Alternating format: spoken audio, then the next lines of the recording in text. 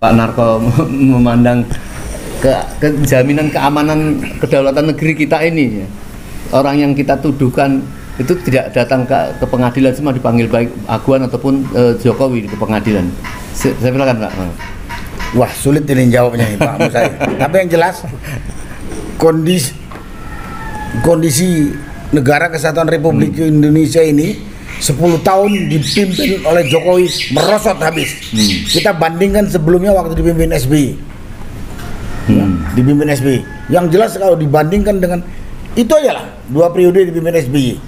Walaupun kita nggak luar biasa amat, tapi jelas jauh lebih bagus. Dan 10 tahun dipimpin dipimpin oleh Jokowi, hancur lebur tatanan berbangsa.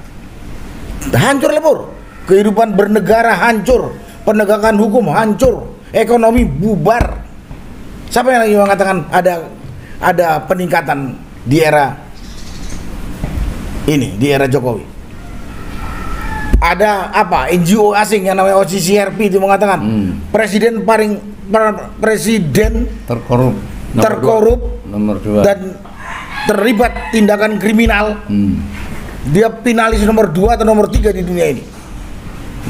Dan sekarang juga rakyat di mana-mana teriak adilin dan tangkap Jokowi. Nah, ini dampak dari dia. Tapi sekarang kan bukan dia presiden.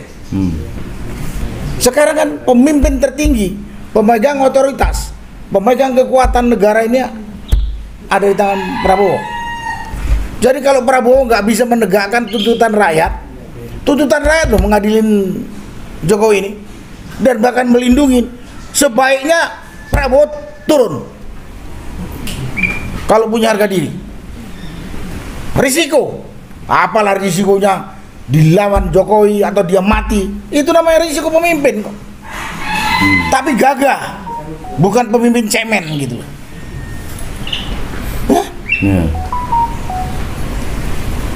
Semua pemimpin, apalagi dia berlatar belakang militer, pernah jadi komandan.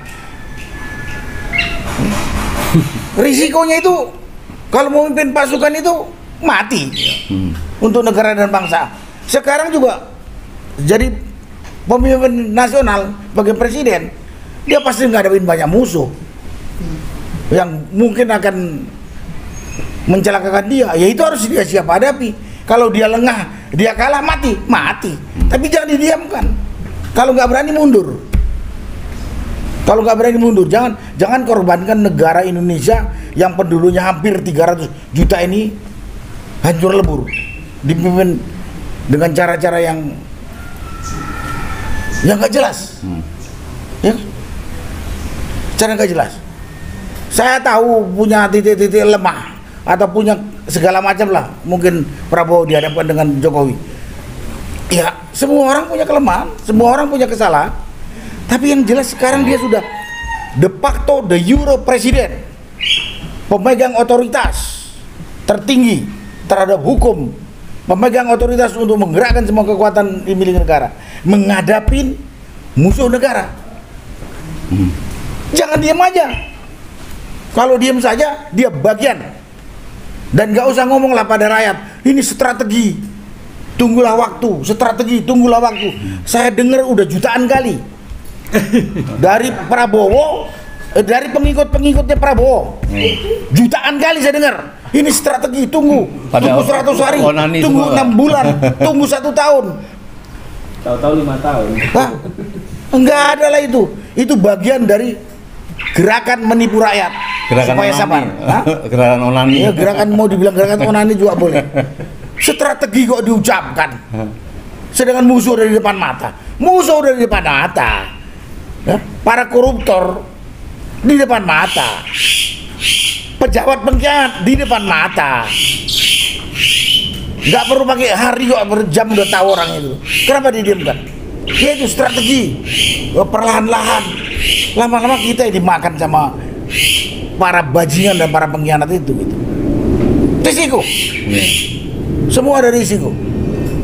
Saya terus ingat bekas presiden Filipina yang namanya sindikat narkoba dibantai sama dia, dan kemarin dipanggil oleh pengadilan internasional. Dia datangi di atas kursi roda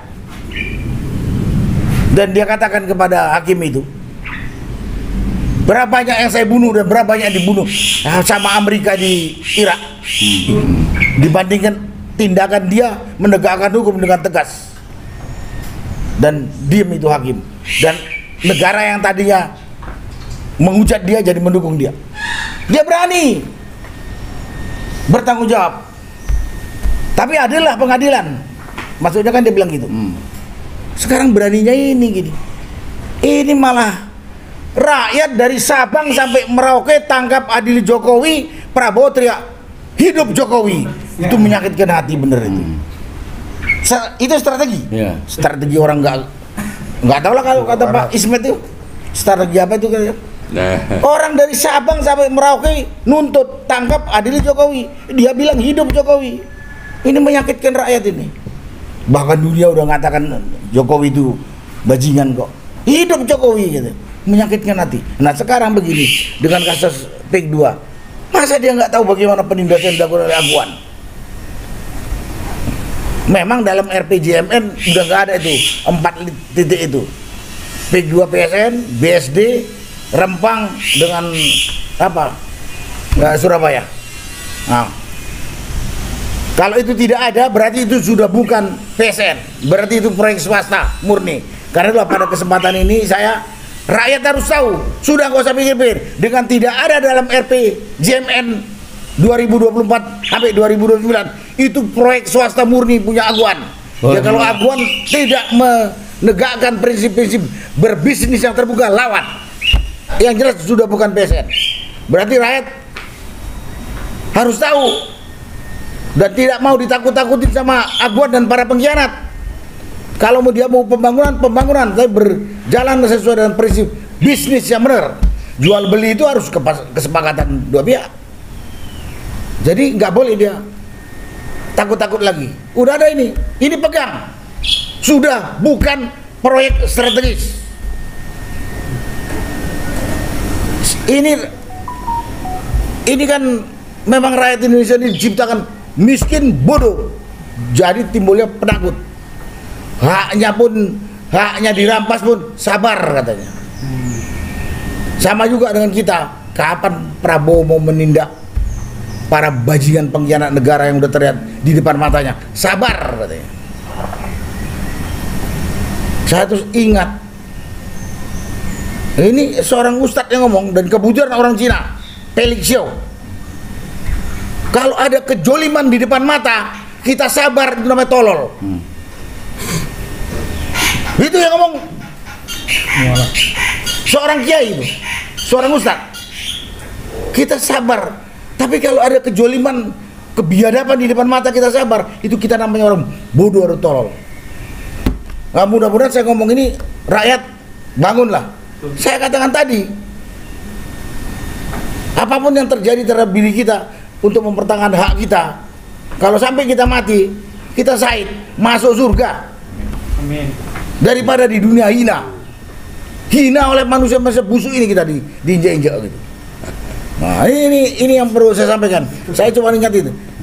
Manusia busuk. Tidak masuk dalam RPJMN 2024-2009. Berarti itu bukan proyek strategis nasional. Berarti berlaku di situ bisnis yang berlaku umum. Tak ada paksa memaksa. Dan pada kesempatan ini juga para pengkhianat sadar yang kamu khianati bangsamu, saudaramu, bukan pendatang seperti pengusaha Aguan yang rakus ini. Hina banget kalau diingat oleh anak cucumu tercatat sebagai pengkhianat yang jadi peliharaan para pengusaha rakus. Udah hampir habis tuh pantai utara Tangerang tuh dikuasai kelompok bajingan itu. Masa nggak terbersit hatinya kayak pemerintahnya, nggak bisa merasakan gitu. Ya mudah-mudahan kalau dengar omongan saya ini rakyat berani bersatu untuk menjaganya, bukan untuk mengganggu. Mempertahankan hak adalah kewajiban.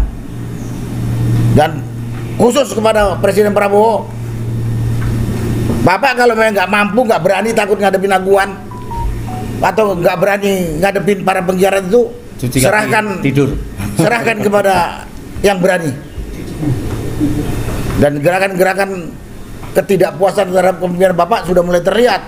Jangan sampai terlambat. Malu kita kalau Bapak juga dikuyok-kuyok sama orang yang tidak suka karena kelemahan Bapak Presiden Prabowo. Pihak-pihak ini yang punya kandidat Bapak lemah, Pak Presiden Prabowo lemah. Coba tegas. Dalam ketegasan itu kalau ada risiko, ya memang risiko. Kalau nggak mau ada risiko, udah bertapa aja kita di gunung. Itulah. Tapi jangan korbankan hampir 300-an juta rakyat Indonesia ini ditinggalkan pemimpinnya gitu.